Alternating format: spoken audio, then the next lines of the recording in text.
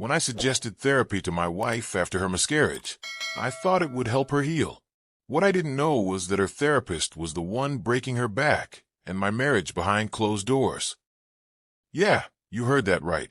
Her therapist, the man who was supposed to help us rebuild what we lost, was the one slowly tearing us apart.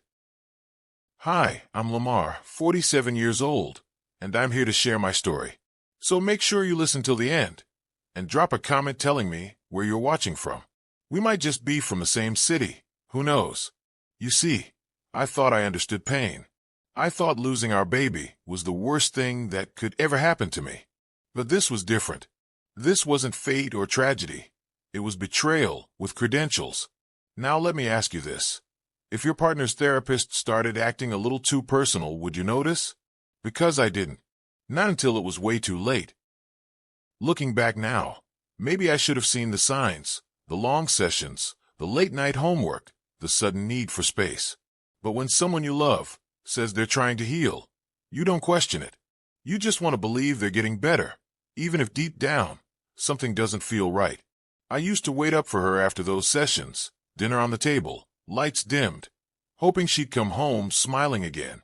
But the woman who walked through that door wasn't the same one I married. She was colder, distant, like her body came home, but her heart stayed somewhere else. I blamed grief, not realizing I was losing her to someone who knew exactly how to manipulate a broken mind. And maybe that's what hurts the most, knowing I sent her straight into his arms, thinking I was helping her heal. Maybe if I take you back to where it all started, you'll understand why I didn't see it coming. Before everything went wrong, life was simple. Me and Tasha were high school sweethearts turned husband and wife. We weren't rich, but we were happy. The kind of happiness that made ordinary days feel special. When she told me she was pregnant, I swear my heart almost jumped out of my chest. We made plans, names were picked out, nursery themes, even baby playlists. Every night, I put my hand on her belly and talked to the little life growing inside her that I remember running late-night errands just to get her cravings. Pickles, ice cream, even cereal at 2 a.m. It didn't matter. I loved every second of it, because for once, everything felt perfect. Then one night, everything changed. She came home shaking, her eyes wide with fear. Said she'd been mugged near the train station. Someone tried to snatch her purse. She fell. Hard. I admit all I cared about at that first moment was the health of the baby. We got to the hospital, and there, we received the terrible news. We'd lost the baby, but it wasn't at that time. The doctor said the child in my wife's womb has been dead for almost a week. I couldn't believe my ears. My wife was dumbfounded, because everything was nothing making sense at that moment. There's no sound emptier than the silence of a hospital room after that kind of news. I remember holding her hand, whispering that it wasn't her fault, even though I didn't know what else to say. She didn't cry much after that. She just shut down. Stopped talking. Stopped smiling. Stopped being her. She wasn't the same after that. Neither was I. But while I grieved silently, she built walls so high I couldn't even see over them. I suggested therapy a few weeks later, gently at first. She said no.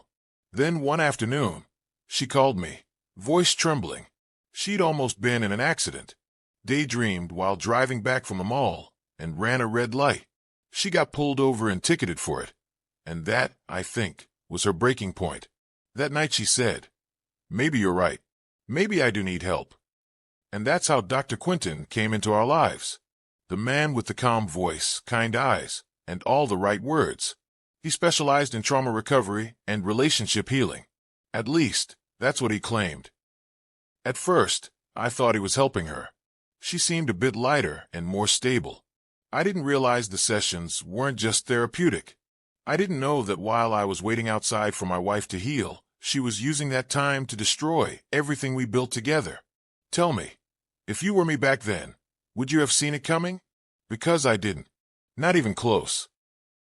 After a few months of therapy, I started noticing changes. At first, I thought they were good changes. Tasha laughed more and smiled occasionally. But then came the mood swings. Some days, she'd be calm, even affectionate, like the woman I fell in love with was finally resurfacing. Other days, she'd lock herself in the bathroom for hours. No noise or sound, just silence and running water. When I'd knock, she'd say, "I just need space, Lamar. Please." And of course, I respected that. I wanted her to heal. But after a while, her space started feeling like distance. Several weeks passed by, and her healing felt less like recovery, and more like drifting away from me entirely. I tried everything to reconnect. Date nights, surprises, little notes on the fridge. Nothing worked. She'd smile politely, thank me, and go quiet again. Then one day, out of nowhere, she said, "You should come to therapy with me next week. Dr. Quentin thinks it could help." I was caught off guard, but I agreed. And for the first time, I met the man who'd been hearing all our secrets. Dr. Quentin had this calm, almost hypnotic way of speaking. You know the type: soft voice, patient eyes, and a tone that made everything sound logical. He told me Tasha was still fragile, that I should avoid pressuring her to move on too quickly. He said my role was to listen, not fix. I wonder why I didn't think too much of it. But a couple therapy session would involve hearing my own side, right? She lost our child. I thought he would talk about how that affects me. But I let it go because I would have done anything for the real Tasha to come back. I took what he said to heart. I left that session thinking, okay, maybe this is what progress looks like. Maybe she's finally healing. But the weeks that followed told a different story. Her walls didn't come down. If anything, they got higher. She started guarding her phone. Whenever I walked into the room, she turned her screen away. One evening, I gently brought it up again, the issue about her ongoing therapy.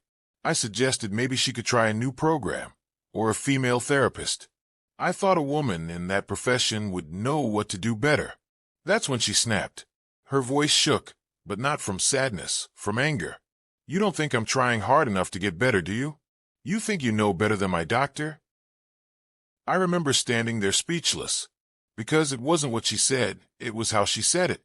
Like she was defending him, not herself. And for a second, something inside me whispered, "Yeah, this isn't normal. Something's off." But I brushed it off, told myself I was just paranoid. Grief makes people act strange. And maybe this is where I messed up, because instead of listening to my gut, I convinced myself to trust her. I didn't snoop or question her further. I chose trust, and that was my first mistake. Let me ask you something. If your partner started guarding their phone and defending their therapist like that, would you start snooping? Or would you still try to trust them? Please tell me in the comments so it doesn't look like I'm the bad person here. I always thought trust was the foundation of marriage. But sometimes, trust is the very thing that blinds you. It happened on a quiet Saturday morning. I was just trying to print out some invoices from my laptop and decided to close some of the many tabs open. That's when I noticed something strange. Facebook was logged in. I do not have a Facebook account, but then I saw the profile picture, Tasha. It was her account, her messages, her whole digital life, sitting wide open on my screen. That's when it hit me, a flash of memory. At that train station when she was mugged, her phone was stolen as well. I remember when she came home trembling, eyes red from crying. That same night, she borrowed my laptop to send a message to her sister, to let her know what happened. She must have logged into Facebook that night and never logged out. It was that one tiny, forgotten mistake that allowed me to finally learn the truth. I don't even know what made me click on messages. Was it curiosity, instinct, or pain? Whatever it was, it led me straight into the storm. Her inbox loaded, dozens of conversations. Then I found it. The name stood out there in the midst of it all. Dr. Quentin.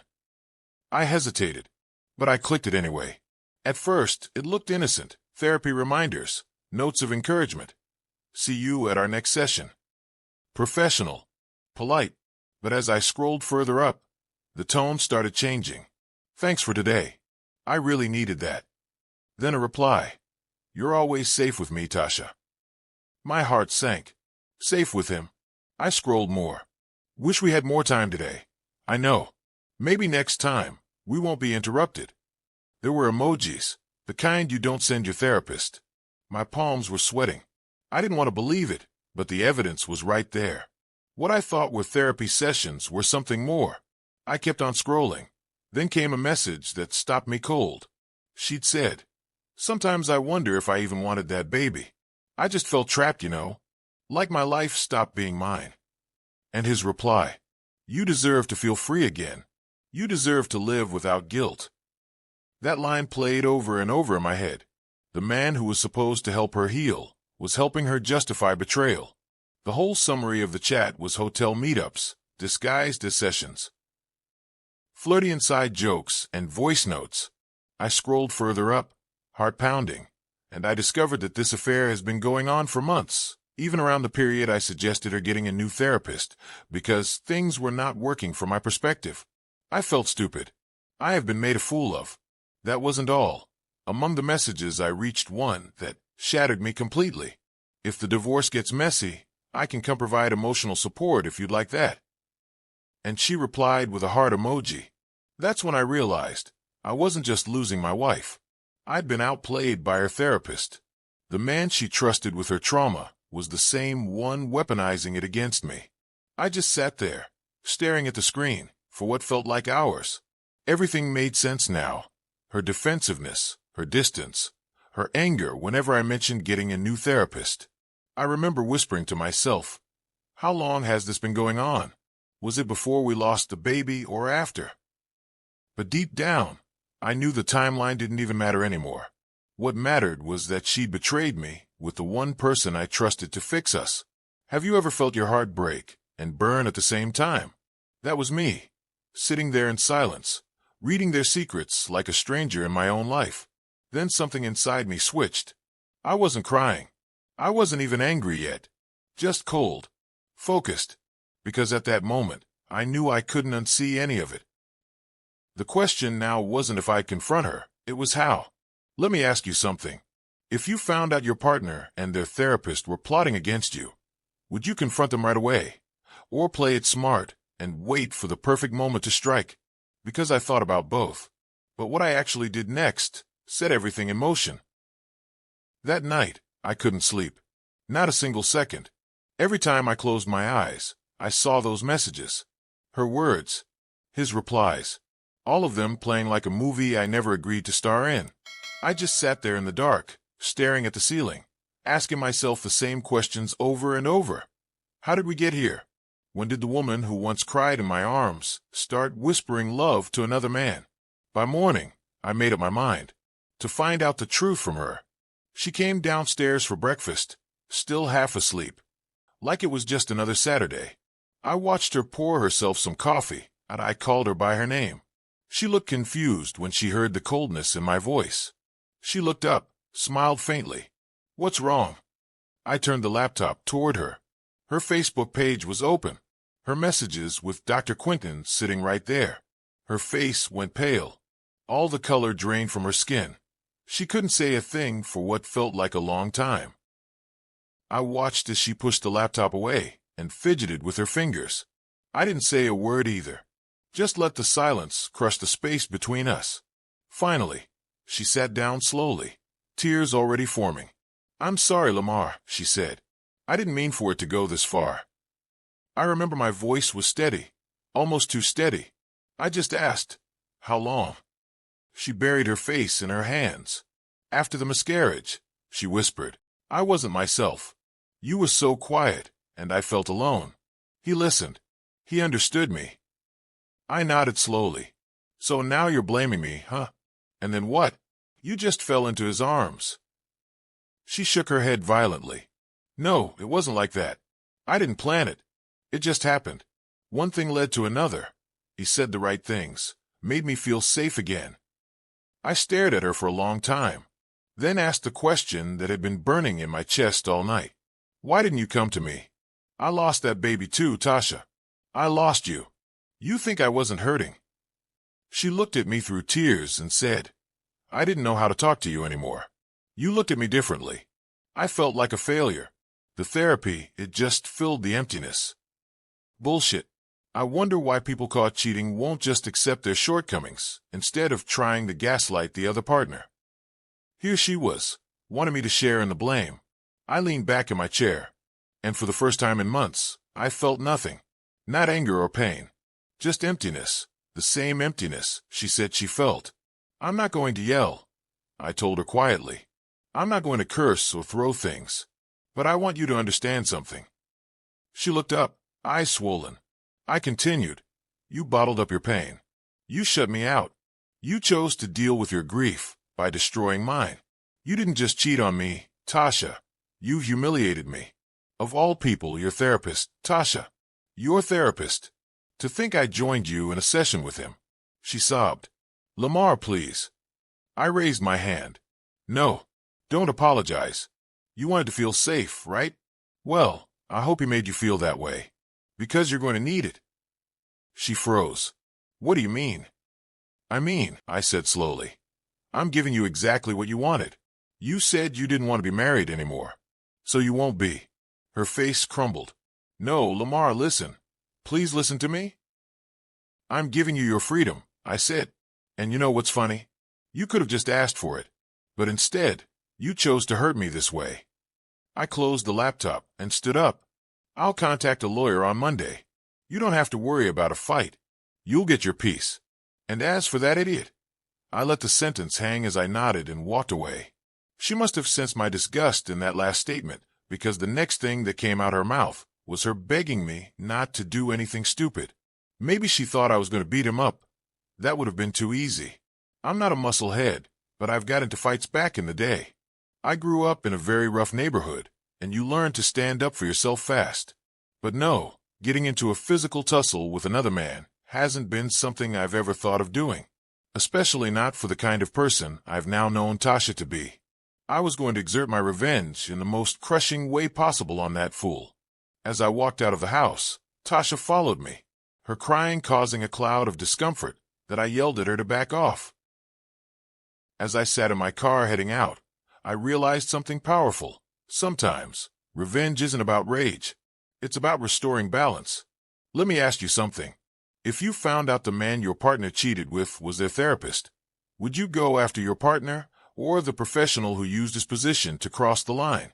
Because me, I decided to start where it hurt the most, with the man who was supposed to heal us. The divorce came and went quietly. There were no shouting matches or legal drama. I signed the papers, handed her the house, and walked away without looking back. But make no mistake, that calm? It wasn't forgiveness. It was focus. Because while she packed her bags, I was packing evidence. Not for her, but for him. I wasn't going to slash tires or show up at his office like a madman. No, I was going to do it legally and permanently. He destroyed my home and happiness. I was going to do the same thing to him. I knew he was married. I was going to take that from him as well. Every night after work, I sat at my kitchen table with a cup of coffee and my laptop. I went through everything, every screenshot, timestamp, every message that tied Dr. Quinton's sessions to his misconduct, therapy appointments that overlapped with hotel check-ins, voice notes that started professional and ended intimate, flirty texts. I built a folder, thick enough to sink his entire career. When I was done, I wrote an email that started like this. To the Georgia Composite Medical Board and the Georgia State Board of Examiners of Psychologists. My name is Lamar Williams. I am submitting a formal complaint regarding the unethical conduct of a licensed therapist, Dr. Quinton Michaels, practicing in Atlanta, Georgia. Enclosed are screenshots, date-stamped communications, and session records demonstrating a clear breach of professional boundaries with my wife, a former patient. His actions not only violated ethical codes, but exploited a vulnerable, grieving woman for personal and sexual gain. This gross misconduct has ended my marriage and brought untold emotional distress to me. I trust that your office will review this evidence and take the appropriate disciplinary measures. I attached everything, proof and context, even the timeline. Then I hit send. And just like that, the clock started ticking. The investigation didn't take long. A month later, I got a letter in the mail acknowledging the complaint. Then, another one, confirming that an inquiry had been opened. They called it gross professional misconduct. The kind that ruins careers and can never be swept under the rug. During the review, they found multiple violations, ethical, procedural, and moral. He'd crossed the therapist-client boundary, initiated personal contact, and maintained an inappropriate relationship with a grieving patient. The report used one phrase that made me smile when I read it: permanent revocation of license. His name was listed publicly on the board's disciplinary database, clear as day. License revoked due to unethical sexual relationship with a client. Just like that, Dr. Quentin, once Atlanta's trusted mind healer, was done. I didn't celebrate it. I was still hurt by the whole thing. I just closed my laptop and exhaled slowly, like I'd been holding my breath for a year. A few weeks later, a mutual friend mentioned that Quentin had shut down his private practice. Clients canceled. His name was circulating online. He tried applying for reinstatement, denied. Tried moving to another state, flagged. And Tasha, she never got her fairy tale ending either. Turns out, once the investigation started, he cut off all contact with her. Guess losing your job kills romance pretty fast. Let me ask you something. If you were in my shoes, would you have done the same? Would you have taken the legal route? Or just let karma handle it? Because for me, this wasn't about revenge. It was about justice, cold, quiet, and final. And in the end, that was enough. It's been over a year now, and I've rebuilt slowly. Still in Atlanta. I bought a small apartment downtown. New walls. New routines. Some nights, I still wake up wondering what signs I missed. But then I remember. I saw everything I was meant to. She texted me once. Said she's in therapy again. This time, with a female therapist. Told her I didn't care. She's not my headache anymore. Funny thing is, for the first time, I meant it. As for him, one afternoon, months after the license revocation, I saw Quentin at a grocery store parking lot. He looked smaller, weaker, unkempt beards. Just he posed to look for someone whose life had taken a downward spiral. He walked up to me and pushed me on the chest, saying I ruined his life. How I wasn't man enough, that my wife had to come to him. I kept my cool up to the moment he began to get dirty and nasty with narrations on what he and my wife did. Before he could finish his sentence, I hit him with a right hook. I told you I grew up in the rough streets. Our arms are strong. That punch made him spin, and by the time he turned to me again, I could tell he had lost a few front teeth. But that punch meant it opened doors. All that anger I'd buried, it resurfaced again. I kept on hitting and hitting and hitting, until his face was soaked in blood. You ever come near me again, I'll make sure your next address is bars. And then I got into my car and drove off. He never did. Word is, he moved out of state. No job, no reputation, no future. A man who played with people's minds finally lost his own peace. And me, I'm healing. Slowly. Learning that closure doesn't always come with forgiveness. Sometimes it comes with distance. So tell me, if you were in my shoes, what would you do? Forgive? Or would you make sure they remembered your name the way he remembers mine? Let me know your thoughts in the comments. And hey, if you're still watching and haven't subscribed yet, now's the time. Because every loyal heart loves a good lesson. But cheaters, they hate hearing stories that sound a little too familiar.